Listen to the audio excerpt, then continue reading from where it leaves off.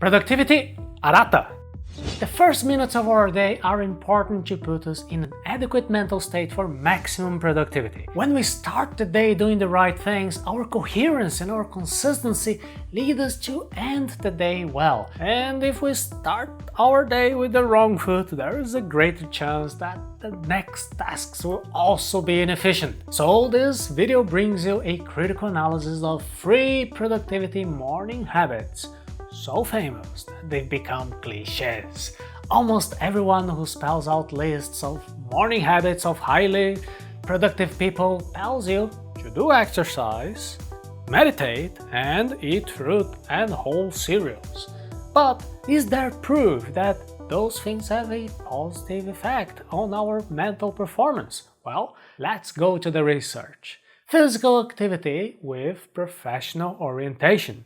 The first big cliché is to start the day with physical activities. They say that we can even change our mental state through physical activity, becoming more focused and concentrated. The truth is that although research indicates that physical activity can contribute to our mental health, especially as we get older, there are presently no details on the exact metabolic pathways involved, nor sufficient research that specifically proves what happens with our productivity and physical activity. In the scientific studies, there is still no strong evidence that physical exercise will surely improve your intellectual performance and your productivity. Having said that, I am a great enthusiast of physical activity, and I think it is excellent as long as it is done in the right way, at the right rhythm and intensity for each person, especially under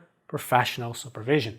And keep in mind that physical activity is just one of several important factors, just like not smoking, not over-consuming alcoholic drinks, not eating too many sweets. Well, good health is a complex subject with many factors, so it is very naive to think that simply by doing some morning exercise we become immune to all those other factors. So the recommendation here is try it out, see if it's good for you, always with good guidance from competent health professionals in whom you trust. Don't run like crazy and wear yourself out just because you read somewhere that it is a good idea for everybody. It is only the health professional in front of you who can evaluate you and guide you by creating a responsible, customized plan. Meditation for those who like it.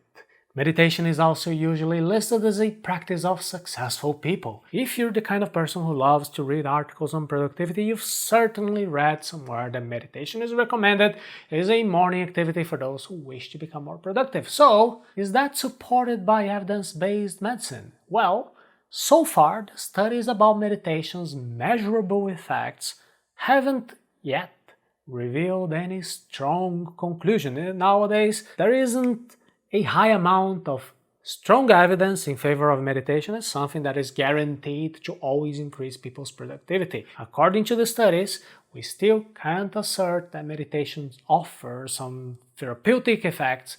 Well, everything based on the existing literature, and more research is necessary. The scientific research that exists today on meditation is usually full of methodology errors and generally considered to be low quality. So we can either say that there are always benefits or always disadvantages. So you can ask, Seichi, are you saying that we can't meditate? If that's what you understood, please re-watch the video. That's not what I said. What I'm saying here is that it is not proven by the current research that we will certainly reap benefits to your productivity if you meditate. Well, and if you already meditate, and if that's good for you, well, that's lovely, that's great. If you still don't meditate, if you want to try it, if you end up liking it, that's also great. Breakfast of the champions. And finally, there is always somebody with some ready-made recipe of the breakfast of the champions. There are many myths of how breakfast must contain this or that food, and part of that belief was created by the marketing departments of companies selling cereals, milk, margarine, bread, and juices. So let's take a look at the scientific research. A systematic review was performed and concluded that there is very little that can be stated about the influence of the breakfast macronutrients on the cognitive functions. The scientific evidence is starting to show that if you want to do some kind of a special control in your breakfast, one way to start is searching for foods with a lower glycemic index. But even that still can't be categorically stated. And it is even worse to say that an ideal breakfast must always contain so and so percent of fat, X percent of protein, and Y percent of carbohydrates. And long story short, there is no magical formula. Each individual is different, and that is what we always repeat at NatiGood. So before making any hasty decision, always ask competent health professionals in whom you trust and study a lot so you can make conscious choices. And that includes choosing the health professionals with whom you feel more comfortable cooperating. What we are saying here is that those popular ideas of doing morning exercises, meditating, and eating your breakfast of champions do not represent a magical formula. If you like them, if you use them, if they are good for you, well, that's great. Just don't believe that there are miracles out there.